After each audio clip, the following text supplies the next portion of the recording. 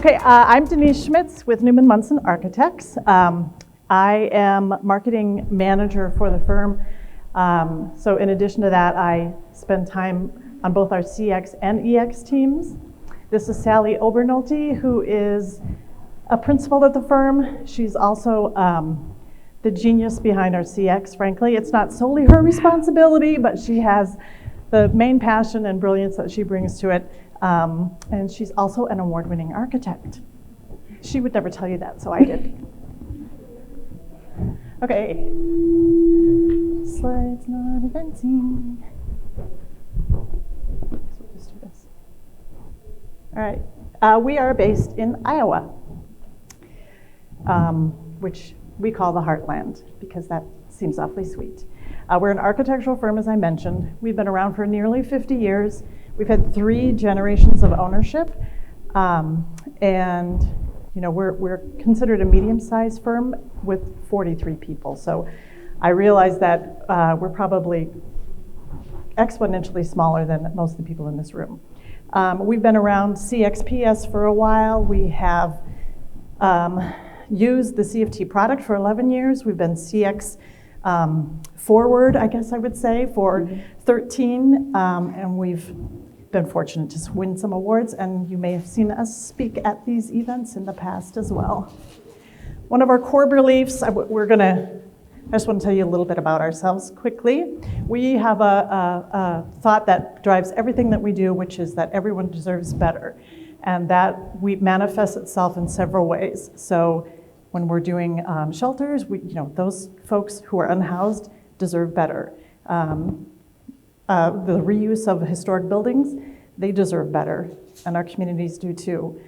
Places where people work, they deserve a equitable place to work. And same goes for renewable materials and building a more sustainable world. We aim to achieve sustainable and equitable future for our planet through design. Okay, we're architects, so that's obviously one of our passions. But we realize that we can't do that unless we have the buy-in and the beliefs from both our clients and our employees. So we're talking now about our purpose and CX and DX, and CX and EX, and that's really the focus of this talk. So a few years ago, we came up with this theory, this hypothesis, that if you have well-executed projects that are done in a human-centered way, an engaging, inclusive way, you will build greater client trust. So there's our CX. That will lead to increased innovation and impact while building stronger internal teams. So you're seeing the trio of those 3 elements here in our hypothesis. Okay, and can you hear me? Maybe? Okay. So, and I'm going to walk you through a metaphor to go through that a little bit. All right, it's working now, Denise. We're good? So let's say this stool is your firm. It's simple, it's balanced, it's functional, it has 3 legs, and each one is carrying its share of the load. So each leg stands for something essential. So one's the experience of your team and how supported and empowered they feel. Another is the experience of your clients and how they feel through the process. And in between is the quality of your craft, which for us is design. For you, it could be something different. Alone, each leg is strong, but together, they're all carrying a lot of weight. So now what happens when one leg is weak, it's failing, or even completely missing? Maybe you have a disengaged team. If you can't keep your employees happy, they're probably going to leave, right? And maybe you have a client experience that feels transactional. And if you can't keep your clients happy, well, they might not want to work with you anymore either. Or maybe what you do lacks conviction, whether that be design, law, accounting, whatever it is you do. Suddenly it doesn't matter how good the other 2 are because the whole structure is failing. And most organizations are good at 1 or 2 legs, but the organizations making the biggest impact, well, they're the ones that intentionally align all 3. So because the real work isn't just mastering your craft, it's creating balance between your people, the product or service you provide, and the meaningful partnerships you create. And when those legs are intentionally aligned, they support each other in equal measure. Just like an equilateral triangle, which happens to be the most structurally sound shape in design and engineering. So engineers and designers can geek out a little bit here.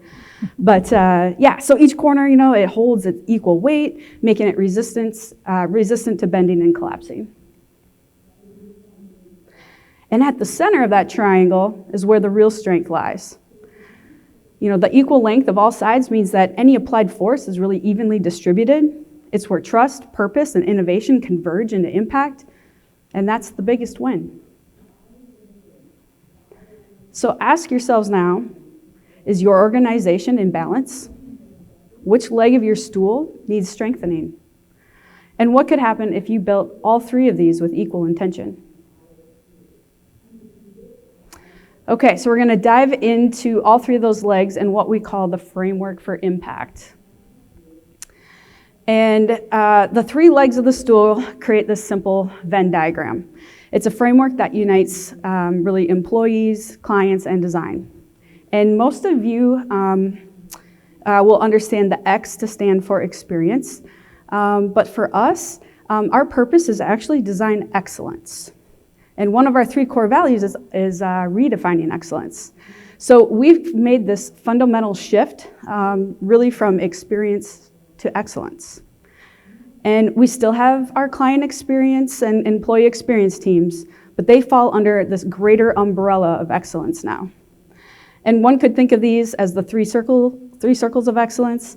And this shift really in mindset really keeps us striving for continual improvement and continuous elevation.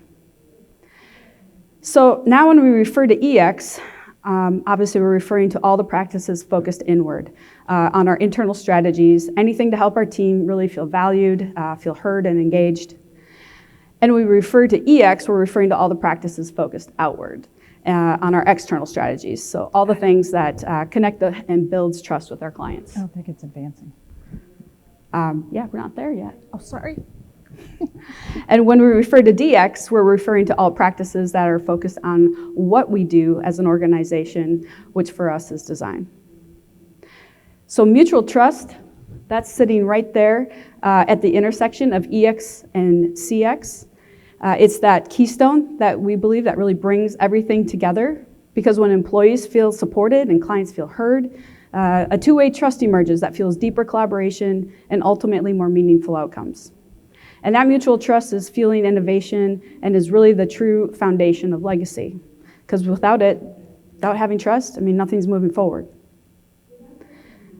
And then where EX and CX, where they're individually intersecting with DX, well, that's purpose. And employee purpose is where our team connects their daily work to greater mission. And here we find motivation and feel a sense of fulfillment. And client purpose is where the design is becoming a platform to realize the client's vision.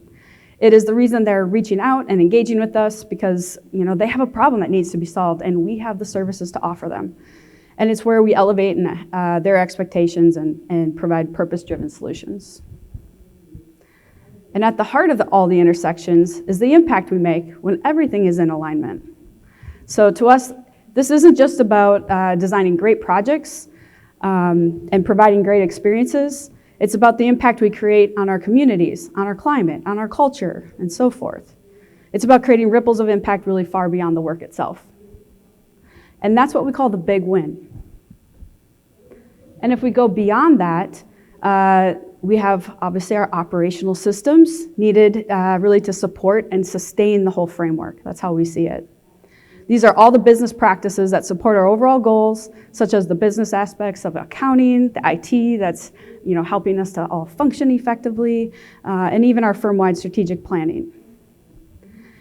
And all this together is really our organizational brand, right? It's our identity, your personality, your image. It's how we want to be perceived, not only by our clients, but also by employees and even our communities. So this framework is what we believe to be true. We're still on a journey here, and this isn't, a case study of what we did. It's actually a live hypothesis of what we're doing. So this framework is also a story of integration because none of these practices can work in silos, right? They're all meant to be continuous loop, really feeding and amplifying each other. Okay, so we're going to dig in to a little bit about firm organization here real quick. So all that is really leading us to how we integrate these practices and get this all accomplished. Our organization actually tries to be as flat as possible without hierarchy. Some refer to that philosophy as a teal organization. I don't know, has anyone ever heard of that before? Yeah, nobody. Okay. So what that is, all right, is a type of organizational structure that really moves beyond traditional hierarchies and embraces principles like self-management. In essence, it's a model where employees are empowered to make decisions, encouraged to bring their whole selves to work, and where the organization's purpose is constantly adapting to a changing environment. And if you haven't heard of it, as it seems like nobody has, but there is a book, and it's called Reinventing Organizations. You might want to check it out. But, so this circle overall here is representing our firm, and then also each individual within it. Those are their initials in there. And here we've identified the people that make up our 3 ownership levels. And while they all certainly provide strategic leadership, the involvement goes way beyond them. And that goes to something we call our strategic teams. And these are teams of passion, because anyone can be a part of any team. It doesn't matter what your role or your experience level is. These teams are ways for individuals to choose what interests them and contribute to a greater aspect of the firm. As you can see, most everyone is part of a team as well, sometimes more than one even. And these teams are empowered to make really their own decisions and elevate our organization from the bottom up. So each team falls within one of the circles of excellence of CX, DX, and EX, which we call our strategic practices. And to make sure our teams aren't working in silos, we've introduced quarterly strategic roundtables, and that's where we discuss and align the synergies across all of them. So that's the key part of how we operate. And you may be wondering, well, where does one really actually start here? You know, which strategic practice actually comes first? And theoretically, some may say that, you know, to start intentionally really with EX, which is the people first mentality, because your team is your foundation, right? And we should invest in them because we simply can't do a whole lot without them. And once you have a solid team, you can build upon DX and create confidence in whatever it is your craft is.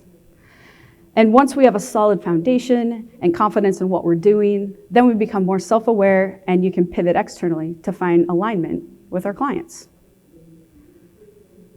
But in reality, I actually don't think there's a right or wrong answer here and where to start.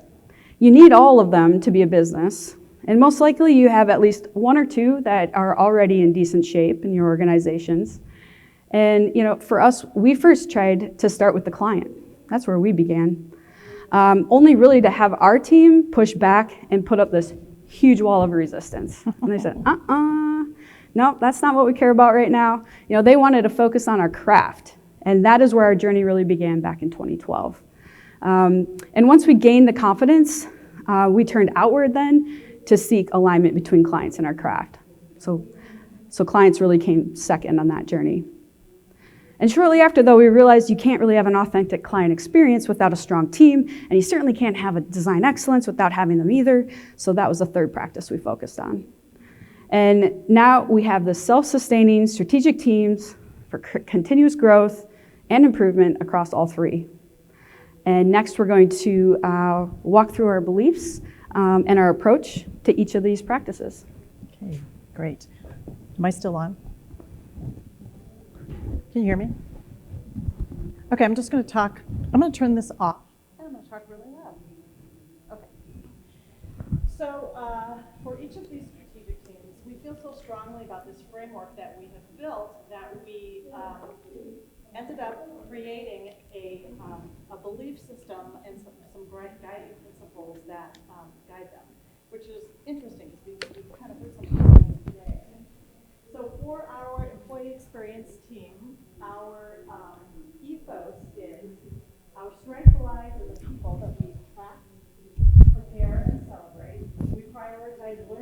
collaboration and individual purpose, knowing that the collective process thrives when each person finds. So in addition to that, then these are our ways of behaving, these core guiding principles. So again, we say that self-awareness is our superpower. So the best way to be the best you can be is to know yourself. We prioritize being a servant leader and serving others first, whether that's your team, your client, obviously that has some CX crossover. Be a coachable person. We are very much believe in the fact that every single person in our organization is both a teacher and a student. And so being vulnerable and coachable is important. And creating a safe place through respect and empathy is obviously fertile ground in which to make great things happen. And prioritizing our own health and well-being. Some of us are better at that than others. Yeah. I don't know what's the matter with me and this slide thing. Okay, so just a little bit about our EX team. So Sally covered this a little bit, and EX is really the case here as well, that we've got people from all over the place. I think what's, in terms of experience levels and whatnot, what you see up here actually ranges from the president of the company to someone who just graduated from college and is doing their first job. So we have that level of experience and vulnerability and just ideas that keeps things fresh. What you are not seeing, however, is a human resources person. We don't actually have a human resources person anymore. We used to and decided that it just didn't work for us. Apologies for anyone who's a human resources manager in the room. But we very much like to detail things in what we call the Newman-Munson way. And sometimes, you can kind of get off the rails if you're being too mainstream. So basically what we do is come up with ideas and run it past human resources, our outsourced human resources person, to make sure, it's all above board. Got to stay legal. Yeah. We have just some main areas of focus. Obviously, recruiting and onboarding is a big thing. We determine compensation and benefits. So again, thinking back to that person who's a new grad and is helping to drive these policies, that's actually pretty powerful. We measure data, we'll get into that. And then I want to talk about the JUST label. Has anybody heard about the JUST label? Okay, good. I hope you like this. So the JUST label is a third-party tool that we use to measure the health of our organization. Okay, so it's a self-reporting, voluntary disclosure tool that promotes a number of social justice factors. So they set the criteria of what it is they want to measure. We supply the data to determine how we rate, frankly. We call it like a nutrition label.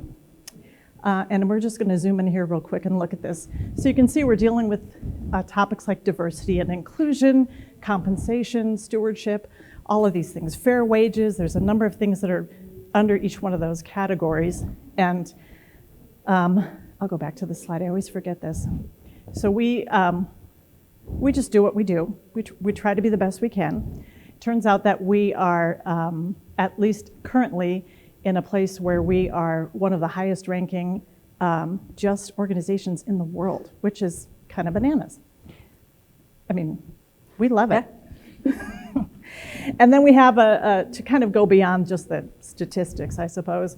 What we hear from that organization is that they use us as a sort of a golden standard, if you will, and point people to our JUST label and our practices, which they can do because it's all out there on the website. So anyway, crushing it. We also use third-party organizations to help us rank our EX NPS score, which is 68 and above. I think the average for our industry is like 59, something like that. Yeah, I think it's 57. Yeah. So we're doing well there. Of course, our mantra is we measure what we value. We measure what we value. So if we're not measuring it, it's a mystery. Many firms, this is oftentimes, one of those legs, a big part of EX that makes the EX leg break. People think they have a good culture, but they don't. But it has not always been a rosy situation for us. Coming from multi-generational, we have kind of a lot of baggage or carryover from previous generations of our ownership. So we, starting in 2012 and evolving over time with resources, we're crazy about like reading these books and creating book clubs and making everybody read it and buy in. We're going to make them all read the one that we just That's came right. from. Yep. We're going to read her book. So anyway, there was a big and very healthy pivot from leadership that really kind of wanted to restrain and control everything to really just the opposite. So we loosened the reins and invited the next generation to take ownership of outcomes and be accountable for outcomes as well. Our financial statements are 100% transparent. People know quarterly, essentially, how we're doing, where we want to be. That was always kept under wraps before. But in addition to kind of ownership of their actions, we also created an innovative legacy-based succession plan. Architects are kind of notorious for not having succession plans at all. So that's great, and it's another thing that's transparent. People can see their path on where they can be within the firm. We measure turnover. We're not a big firm, so even a few people can create some kind of dramatic peaks and valleys, but it's still obviously something we want to study and know about. So we perform exit interviews, which probably most folks do. And an outcome of this was actually, we created this more elaborate onboarding process. And so this is at the end of the 90-day period, we have a cap and gown procession with a diploma certificate. It's a little bit hokey and it's humorous. We have fun with it, but it's really heartfelt. The graduate is required to give a speech.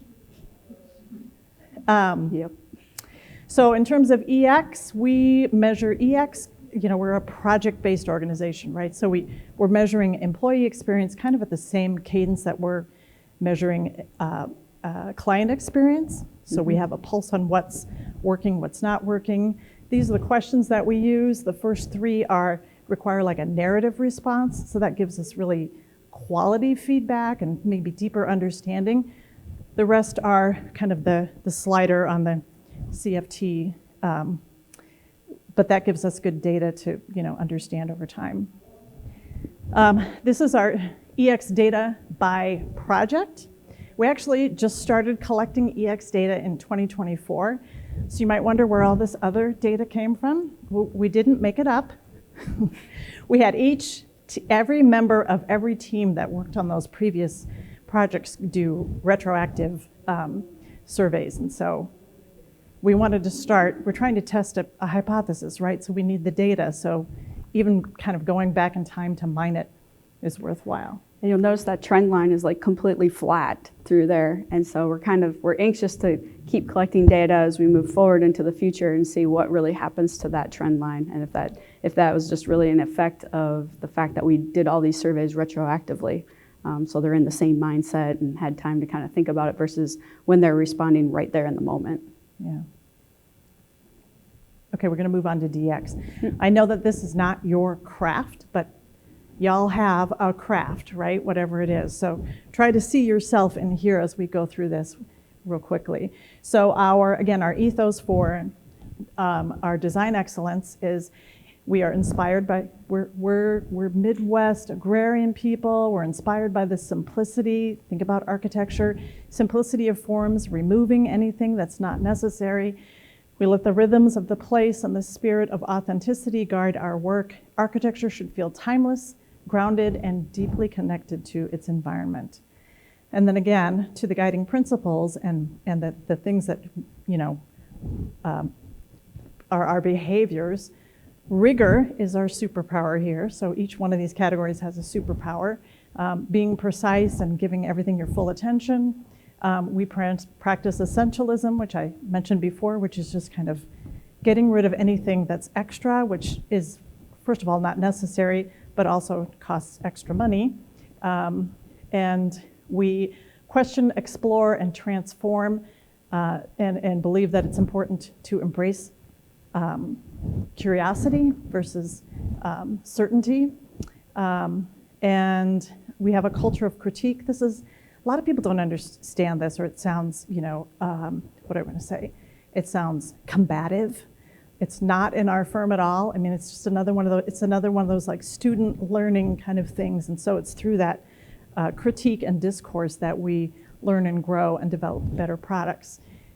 And we embrace the mess. So I don't know if there's any of y'all experience this, but sometimes the process can be kind of messy, but there's goodness in there. It's not totally different from what Carla was talking about. Okay. Okay, I'll share a little about CX here. So our CX, obviously it's our external facing practices. It includes our marketing, our business development team, along with our client experience team, of course. I don't think this just likes you. Works for me. Okay, so just as with the other two, this is our lens in which we view the client excellence. So we know that every moment with our brand shapes the client's experience. We approach every interaction with humanity, inclusivity, and intention, because we believe trust is earned, it's not given. It's at the foundation, really, of innovation, impact, and when realizing our client's unique vision. And the behaviors then that bring those CX values to life. So once again, we have a superpower at the top, and for us that is empathy. Empathy builds trust and connection. It's really not just a feeling, it's really a transformative practice that ensures people are feeling seen and heard and valued. We lead with humility and offer clarity by being the guide, not the hero. That's sometimes a mind shift for a lot of people. So our role is really to elevate others and champion our clients' success over their own. We constantly remind ourselves to meet people where they are and move at the speed of trust. So slow down if needed, because real trust is worth the time. Being present and making it matter brings intention to every interaction, and the way you listen and engage, it really shapes the meaning of each moment. And finally, we want to tell stories that inspire. And we've listened to some great storytellers here today with our keynotes. But stories connect us, so we must really become storytellers in order to bridge the gaps and spark that understanding, because they make us relatable and leave those lasting and memorable moments. And we thought we'd share our client experience team as well.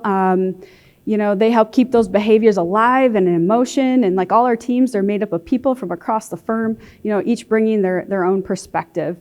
And, no one's job is just CX. So we're all wearing multiple hats. Some of us are architects and designers, but we're also represented by marketing, accounting, and even our office administrator is on the team. So what really is uniting all of us is our shared passion for creating great experiences with our clients and really amplifying then that message across our entire firm. The things that we focus on is internal teaching. That's building competency and consistency in CX really across the whole firm. Mm-hmm. Sharing various best practices, facilitating workshops, and coaching our project teams to show up with empathy and intention. We also curate and develop resources that are supporting our greater teams. Everything from templates to guides to onboarding materials and meeting frameworks, whatever they need in order to help that process along. And data measurement, well, that primarily entails client feedback surveys, and it's not just about collecting all that data, but about turning it into insights that we can act on. And then thought leadership, well, here we are today, right? So that's exactly what we're doing right now and being here. And we all want to share our journey together, and no matter where it's been taking us, and then bring back inspirations from all of you as well that we can share with our greater team. Even if we don't have it all figured out. Absolutely, that's right. Okay, a little bit of data then. We first started measuring client experience when we first did. The results were a little humbling for us back in 2014, and kind of a wake-up call. But rather than shying away from that, we really wanted to lean in. So overall, the graph is really showing our average CX score by project year over year. Each dot representing a project, and the trend line is helping to tell that story as it's going up. And we really empower our project managers to opt in and own the whole feedback process. That's how we operate. I know everyone here kind of has a little different process, it seems. So we do have a transparent accountability process in place. It could probably use a little improvement and refinement, but it's definitely better than what it used to be, and we have more consistency here. So one way we get buy-in with our clients as well is putting our feedback process into the agendas of our kickoff meetings every time a project kicks off. And then that way the client, is really knowing that from day one that we plan to listen to them. Mm-hmm. And our Net Promoter Score over the same period of time. Again, our first baseline survey was quite humbling, down there at 29. We were really confident though. Yeah. Till the scores came in. We thought we were, right? But until, like you said, measure something, you don't really know where you stand, right? And that early reality check kind of became that catalyst that we did really need. And after sustaining a perfect score then for a couple of years, we hit another little rough patch. And that also then served as a much needed reminder that even great relationships require ongoing care. It was kind of our second wake-up call and really reignited us once again to show up in intention. Every step of the way. Okay, so that's walking through all three of kind of what we call strategic practices, and we've looked at them separately. So how could this all come together? So we talked about what we measure, and now let's talk about when we measure it. So along the bottom of the four, really at the bottom of the screen are our four main phases of our projects, really in simplicity here. So at its core, we design buildings and then they get constructed. 2 phases. And what matters most is the feedback we gather along the way. So during both design and construction, we regularly are collecting feedback from clients, which is in the orange, and from our team members, which is in the green, to stay aligned and really course correct then as we need. And those checkpoints are somewhat flexible. They're set by the project managers because a lot of our projects can span up to 2 to 6 years. I'm sure several of you have projects that last a really long time as well. But we need to track more than the experience of the process. We need to also track the performance of our solutions. And that starts at the very beginning in what we call pre-design, where we conduct workshops and needs assessments, shown in the blue, to define the project vision and their goals. And then to close the loop, we have to return after occupancy for a post-occupancy evaluation, asking how well the vision was realized and how the building performs for the users. So this final feedback loop is still emerging in our practice to get consistency around it, but we do see it as very essential. And so once fully implemented, it should help us move beyond tracking, just things like awards and give us data that reflects real world impact, really from start to finish.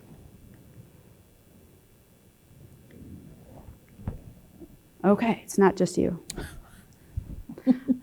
All right. So I guess first, speaking of tracking awards, here's actually our trajectory over the past number of years. So each box is representing an award and ranges from state, regional, and national, with national being the largest boxes. So they're kind of weighted that way from small, medium, and large. So the blue is showing our deliberate pivot to DX after 2012, building confidence in our craft, right? Earning state and regional design recognition, we had never before received.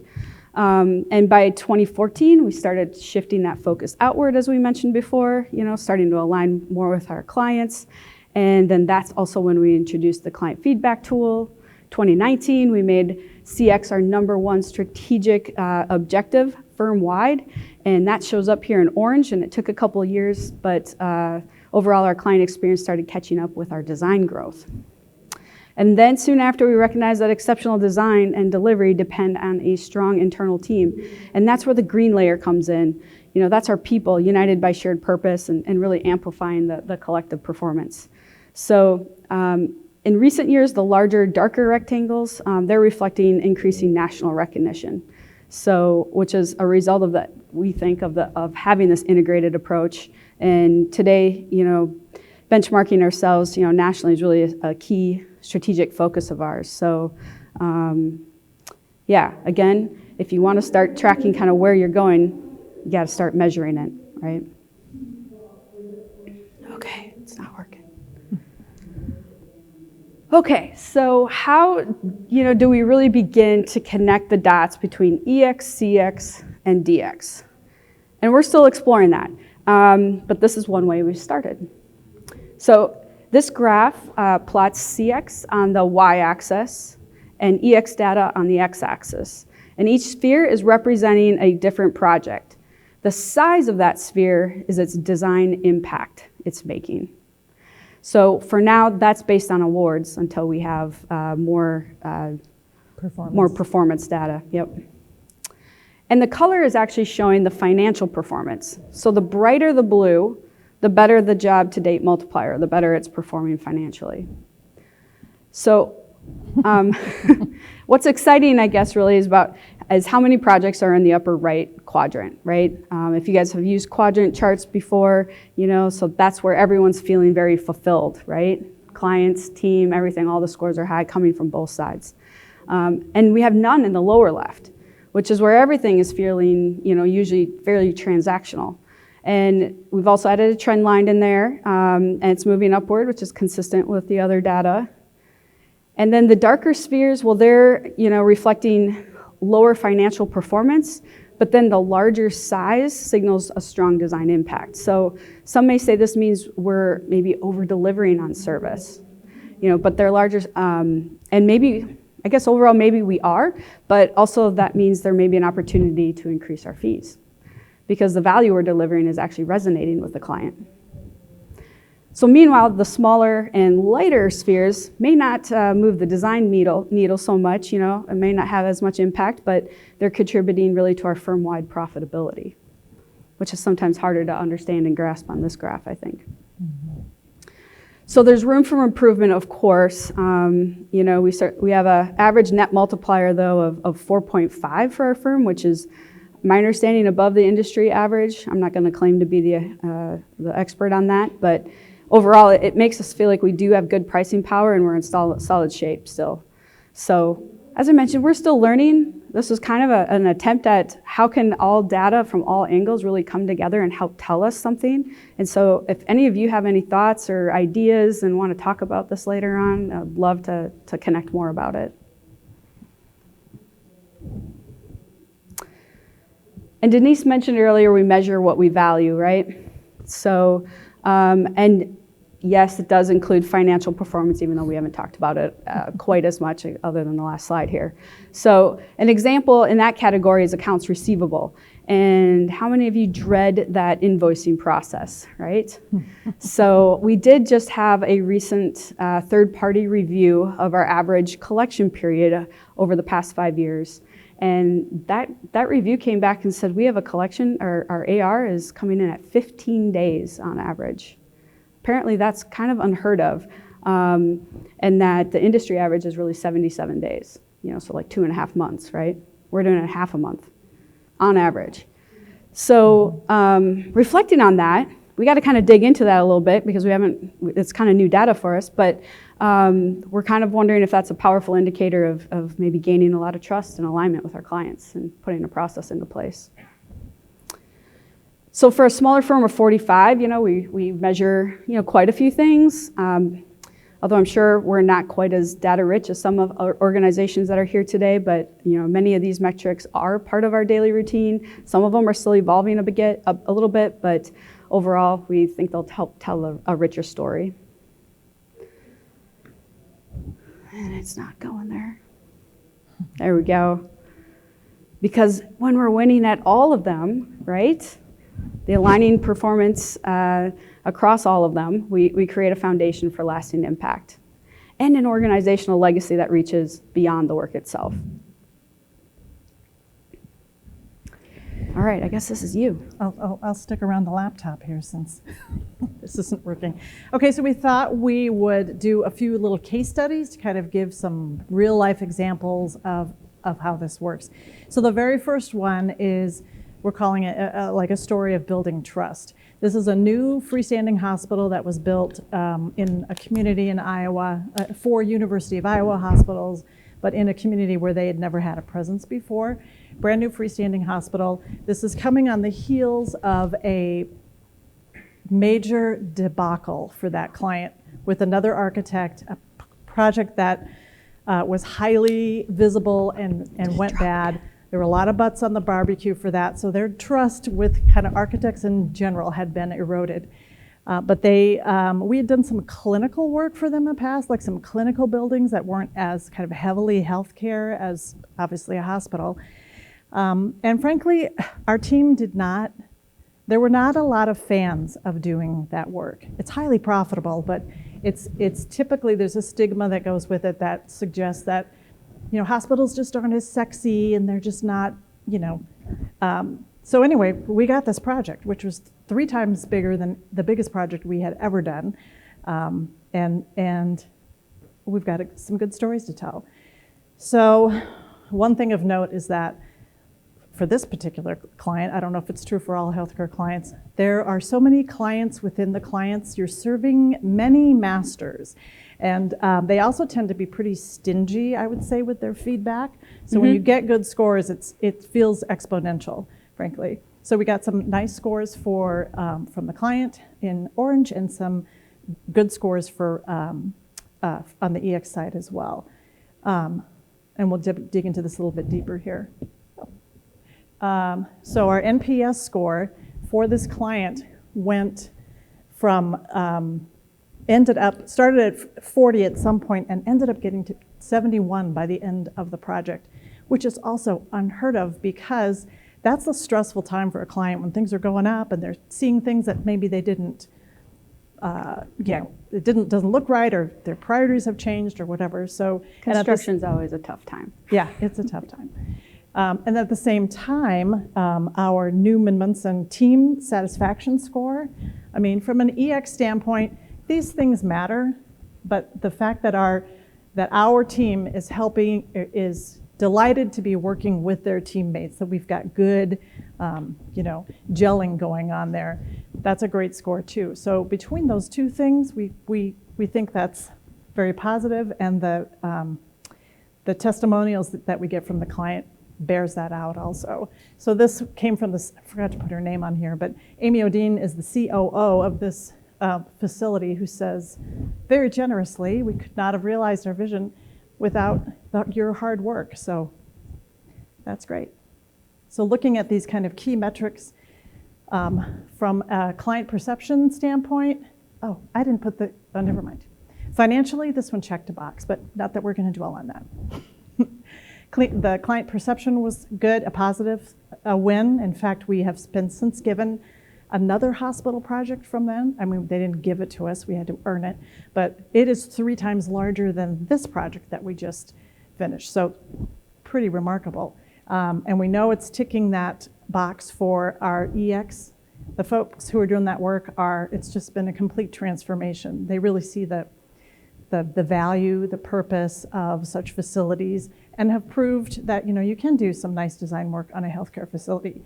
From a building performance standpoint, this just opened, so too soon to say.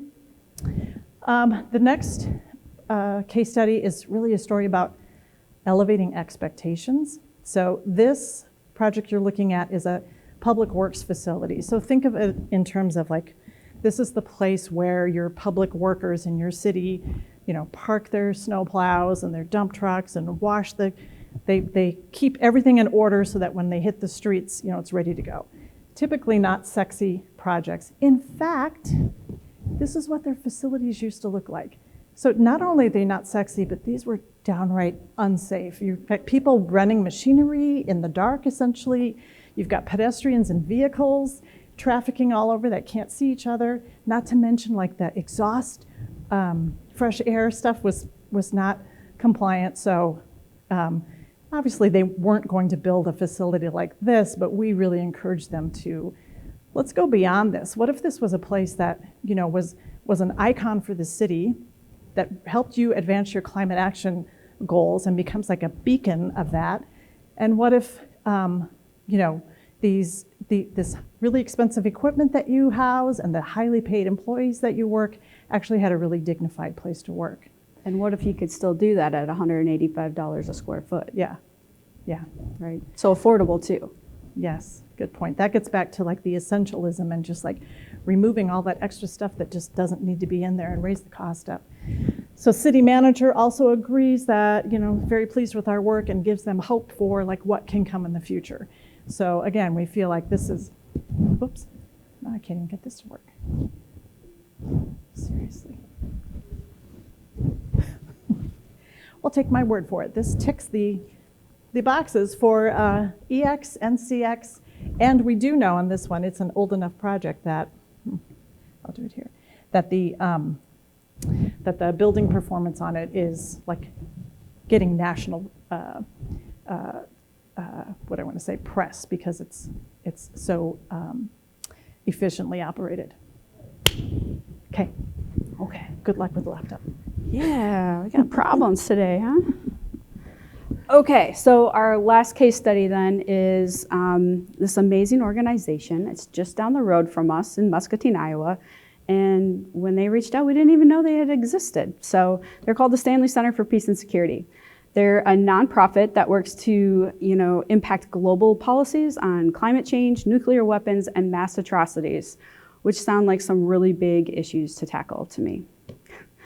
So their new headquarters, which is a transformation of a vacant public library. It's on track to be what's called a fully certified living building. I don't know if anyone's ever heard of a living building before. Yeah, good. No. Got all sorts of new things here for you today. Oh, we have one in the back. All right, and here. Awesome. Okay. Overall, you know, it's really the world's most ambitious sustainable design certification. So it's really trying to go beyond just being sustainable and aiming to create you know, built environments that are truly regenerative. So it's trying to ask, how can a building give more than it takes? What if every single act of design and construction made the world a better place? Okay, there we go. Okay, so I'm gonna share a little story here. When the Stanley Center, when they set out to build this new headquarters, they weren't, you know, obviously just seeking a building. They wanted a partner that could help them actually live their mission and all those big things that they tackle. So having never taken on a project before, Keith, who's the Stanley Center's president, you know, he just kind of started randomly reaching out to architects. And our president actually almost skipped over the whole email because he had never heard of the organization. He thought it was just kind of some small renovation that might not even amount to much. But they did eventually speak, and now we're jumping forward a lot. Are we back? Okay.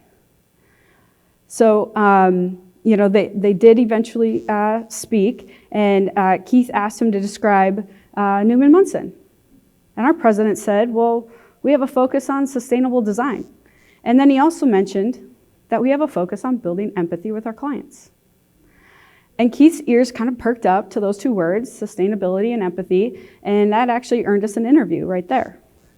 So now there was another firm, sorry, we got still having little technical difficulties here, but who was interviewing really, and they were a nationally known leader in sustainable design. So, and their interview was actually the day before ours. And we found out later, you know, well afterwards, that the Stanley Center was actually so enamored with them that they had almost called us and just canceled our interview because they were just gonna go with them. I had never had that happen before, but apparently that almost did. Yeah, so, you know, the other firm had presented, you know, all these impressive projects, kind of talked about themselves for an hour apparently, but yet still had really enamored them, of course. And then we came in the next day, and we actually just presented this Little 5-minute simple intro on who we are, how are our values aligned with theirs, showed them a slide kind of like this. We also briefly spoke to how our design process builds empathy with our clients. And then we pulled up a slide and it had a list of all sorts of topics on it, and we just simply asked them like, hey, what do you want to talk about for the remaining hour? Pick one, or keep picking them, or ask some questions. So it was a little quiet to start because I think that was a little strange to them, to be honest. But eventually, it all started gaining speed, and using their questions then to reference our work, then really started adding a lot more meaning to the discussion as a whole. So, as Keith puts it, he said the first firm wowed them, right? And they very much wanted to date them. But by first seeking to understand who the Stanley Center is, we had actually formed a relationship with them in a matter of an hour. And by the end of the interview, he said they were convinced that we were the ones they wanted to marry. So that's our little story of bringing empathy into the process. And to be honest, this has been probably the strongest partnership we have ever had with a client. Our design and client teams, they were super deeply aligned. They were all brought together by a shared sense of purpose. We were both navigating kind of uncharted territory. We had never designed a living building before, yet they were trusting us to take that on. And they had never even owned or operated a building. All they had done is rent space before. They didn't even know what they were getting into, and they were getting into a living building. So we had a lot of mutual vulnerability then that created a lot of genuine sense of a journey together, where we're all really kind of learning together along the way. So now this building is actually among top performing projects in the world. It's been recognized at state, regional, and national levels. And to be honest, we could stop right here, but I'm just going to share a little bit more about it because it's kind of a good one, I think. Let's see if this works here. So overall, a living building challenges us to think, beyond the physical footprint. It says, what if a building could be more than just a place? What if it became a catalyst for change and set off waves of impact, far beyond its building site? And what if all our projects put life back into abandoned buildings and made better use of our existing building stock? What if a building could produce more energy than it uses? What if it could supply and treat all the water it needs, 100%? And it reused 94% of the existing building and reduced the amount of embodied carbon by 66%. And the construction process, recycled, it's salvaged, and diverted more than 95% of its waste from the landfill, keeping that all out of the landfills. And what if it could grow its own food and then donate it to the neighboring food pantry? And it resurrects an important piece of civil rights history. It heals the wrongs of our past. It nods to the historic beginnings of a community's industries. It opens doors and celebrates with its community. And it continuously elevates expectations through local, national, and global advocacy and education. This project does all that, and we've tracked its ripples of impact to all corners of the world. It's been quite the impressive journey. And guess what? It all started by talking about empathy on a simple phone call, right? It's pretty awesome. Mm-hmm. So just to wrap up those stories a little bit, I'd say this is our manifestation of our three-legged stool. And we're honored to be recognized, with a COAT Top 10 award, not once, but actually 3 times. And if you're not familiar, a COAT award is the architecture industry's most prestigious honor for design excellence and sustainable design.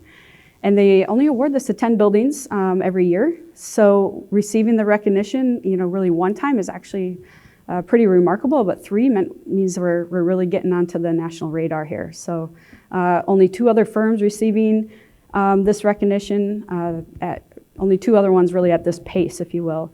And it seems like it's rarely awarded to firms even of our size and really of our Midwest roots. And last week, it was just last week, sometimes it seems like it was 3 weeks ago already or something, but we had really a great time celebrating the most recent award that we had received for it for the Stanley Center at the AIA conference in Boston. So we're going to close out here. We've kind of thrown a lot at you, and we're going to wrap up. So I'm just going to ask you to take a minute to reflect once again. You know, is your organization in balance? Are you building all three with equal intention? You know, this represents more than a framework. It's a purpose-driven operating system. At the center is the synergy between employee, the client, and design excellence, or whatever it is your craft is. It is where the real strength lies. And we move beyond transactions into trust. We move beyond performance into purpose, and beyond success into impact, where we have the biggest win. So at Newman Munson, we're driven by people, which is exactly what CX and EX are all about. Mm-hmm. We meet them where they are and we elevate what's possible, because everyone deserves better. And that's what we have today. That's it.